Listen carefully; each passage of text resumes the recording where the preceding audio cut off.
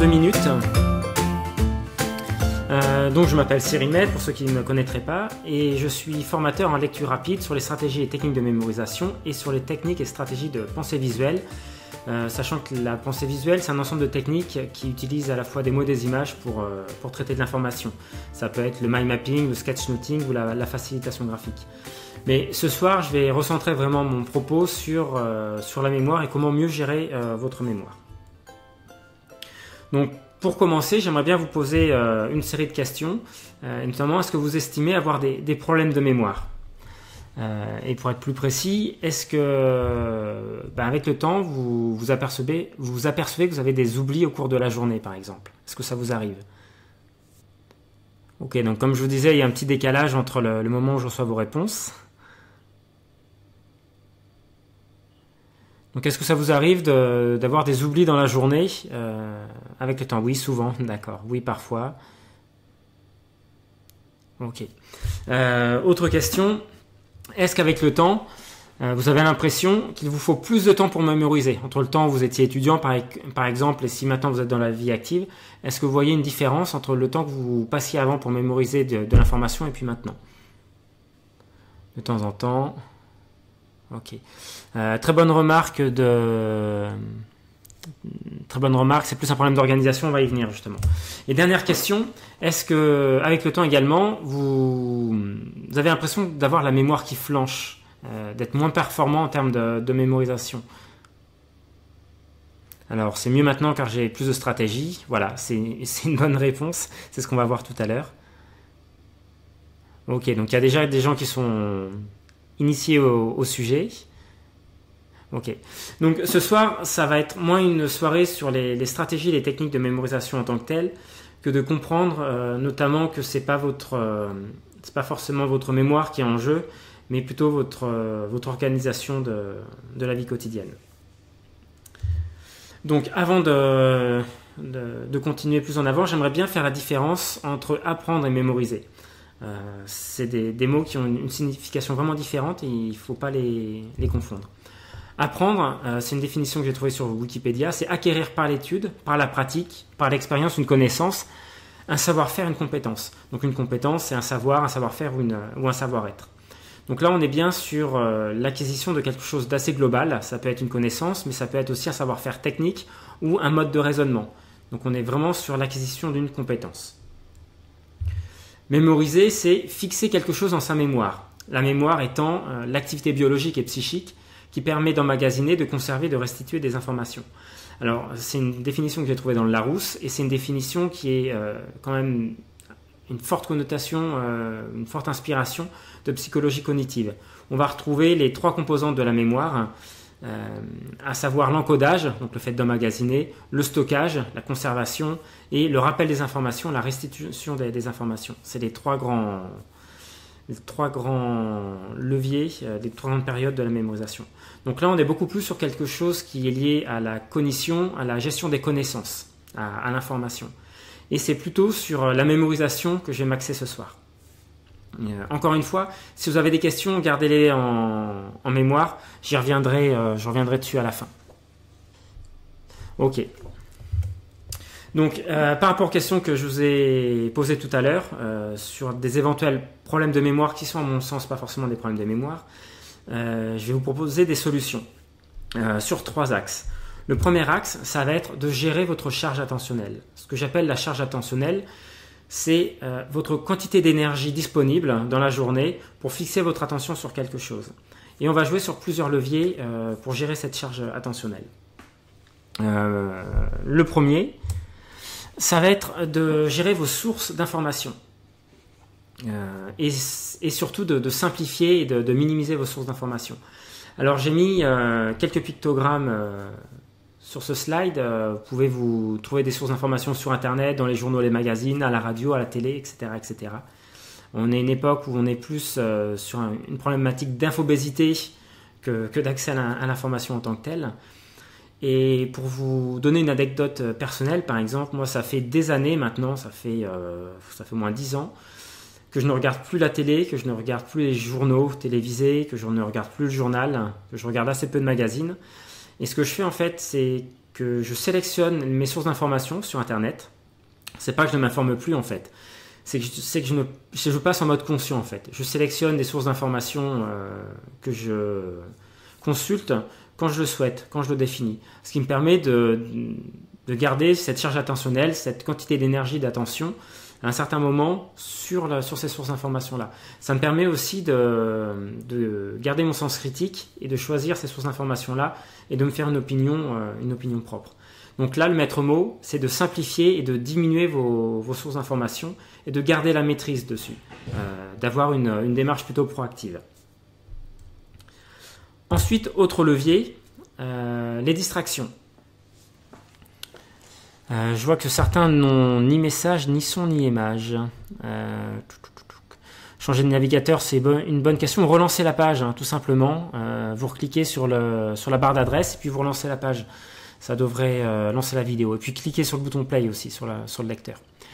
Donc je reviens sur mon propos. La diminution ou l'élimination des distractions quand vous travaillez ou quand vous êtes occupé à une tâche. Moi, je suis toujours effaré quand il m'arrive d'assurer des formations pour des étudiants, de voir des jeunes qui sont en train de m'écouter en apparence et d'avoir leur fil de discussion sur Twitter ou sur Facebook, d'avoir des notifications sur les téléphones portables, de consulter leurs mails. Je vois ça également en formation en intra pour des entreprises où je vois des professionnels qui passent une partie de leur temps de formation à répondre à leur email. Il faut savoir qu'il y a eu beaucoup d'expériences qui ont montré que malgré ce qu'on peut penser, l'être humain n'est pas un être multitâche. On ne peut pas faire deux choses à la fois en même temps. Notre attention se focalise de façon très rapide d'une tâche à l'autre, peut-être, mais on ne peut pas être pleinement conscient sur plusieurs tâches à la fois. Et la première chose à faire, si vous voulez améliorer vos capacités de mémorisation, c'est de pouvoir améliorer votre concentration en supprimant au maximum les sources de distraction quand vous travaillez. Et ça peut consister tout simplement en supprimant toutes les notifications, par exemple sur vos appareils. Vous pouvez aller sur le téléphone ou sur l'ordinateur, sur vos ordinateurs. Dans les paramètres, vous pouvez soit supprimer complètement les notifications, soit choisir application par application les notifications. Donc par exemple, couper tout ce qui est mail, Facebook, Twitter et garder peut-être que les appels en absence. Et encore. Et du coup, c'est pas qu'il ne faut pas les consulter ces emails, c'est que c'est à vous de décider, par exemple, 3 ou 4 fois dans la journée, de vous réserver un temps où vous décidez d'aller consulter ces sources d'informations-là. Donc encore une fois, vous passez en mode proactif plutôt que subir en fait les différentes arrivées d'informations. Donc pensez à ça, supprimez les distractions. Un autre levier également que je voulais évoquer avec vous, quand vous consultez du contenu sur Internet, vous avez remarqué qu'il y a pas mal de pubs, d'appels à l'action à droite à gauche sur les pages Internet. Vous avez des plugins sur les navigateurs. Moi j'en utilise un qu'Evernote fait, mais je suis plus sûr qu'ils soient encore disponibles. Mais je pense qu'il y a des équivalents qui vous permet de sélectionner dans la page uniquement ce que vous voulez afficher et ça vous supprime toute autre source de contenu. Vous pouvez aussi sélectionner du contenu sur une page internet et l'envoyer sur une application Kindle, soit sur un Kindle, soit sur une application sur un téléphone, une tablette ou même sur votre ordinateur où vous n'aurez que le texte et aucune source de distraction pour lire. Et ça vous permet vraiment de mieux vous concentrer et de mieux mémoriser du coup ce que vous lisez. Donc voilà, deuxième levier sur la gestion de la charge attentionnelle, supprimer au maximum les sources de distraction. Et enfin, rester concentré. Donc avec ce qu'on a dit, on va déjà rester concentré. Mais là, je voudrais parler de la concentration dans le temps et de délimiter des runs de travail. Ce que j'appelle un run, c'est de définir un pas de temps, en fait, une durée, un début et une fin, où on va se concentrer sur une tâche en particulier et de ne rien faire d'autre que cette tâche-là. Vous avez peut-être entendu parler de Pomodoro, j'en sais rien, c'est une méthode d'organisation. Pomodoro, je crois que ça veut dire tomate en italien, et ça vient des minuteurs qu'on trouve dans les cuisines en forme de tomate, pour la cuisson des tomates, je pense. À vérifier, hein, c'est la traduction, je ne m'avancerai pas, j'en ai pas la certitude. En tout cas, ça vient de ces minuteurs qu'on trouve dans la cuisine. Et le principe un peu de Pomodoro, c'est d'avoir des séquences de travail d'à peu près 25 minutes avec 5 minutes de pause. Et on recommence 25 minutes de travail et 5 minutes de pause, de cette façon-là. C'est théorique les 25 minutes. Là, il faut faire des essais. Moi, je sais que je préfère des runs d'une heure et demie, parfois entrecoupés de micro-pauses, où je vais faire par exemple une demi-heure de travail avec une ou deux minutes de pause très courte et je vais reprendre ma tâche. Et au bout d'une heure et demie, par contre, je vais faire une pause de 5 minutes à un quart d'heure. Voilà. Et je reprends un deuxième run d'une heure et demie derrière. Donc pour moi, ça marche très bien. Je sais que ça marche pour d'autres à qui je l'ai conseillé. Et c'est à vous d'ajuster, de faire des essais. Le plus important, c'est de garder ce principe de run. Et je voudrais vous présenter un petit appareil qui est tout simple, le Time Timer, qui permet de visualiser, de rendre concret le passage du temps. Je ne sais pas si vous connaissez cet appareil-là. Il est utilisé normalement pour les jeunes enfants ou les enfants qui ont des troubles de l'attention, les enfants hyperactifs.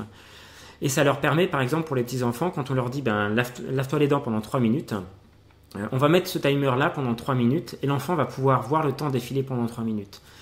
C'est un timer qui se lit dans le sens inverse des aiguilles d'une montre, où en fait on va programmer à partir du 0 le disque rouge et le disque va se dérouler comme ça jusqu'à devenir complètement blanc. Donc moi j'utilise une version numérique. On peut trouver Time Timer sur les téléphones, sur les stores, soit le store d'iOS, l'Apple Store, ou sur Google Play. Il y a même une version pour Windows ou pour Mac. Alors tout ça c'est des applications payantes mais pas très chères, en tout cas sur les plateformes mobiles. Et je pense qu'il existe des clones qui sont gratuits, à vous de chercher. Mais c'est vraiment très efficace, je vous encourage vraiment à tester ça. Donc voilà, pour résumer, pour gérer votre charge attentionnelle, simplifiez, diminuez vos sources d'information, choisissez-les et choisissez les moments où vous allez les voir. Supprimez au maximum les sources de distraction, coupez votre téléphone quand vous travaillez, supprimez tous les notifications et les fils de discussion. Et enfin, trouvez des moyens comme les timers, ils travaillent par run pour rester concentré sur une tâche à la fois.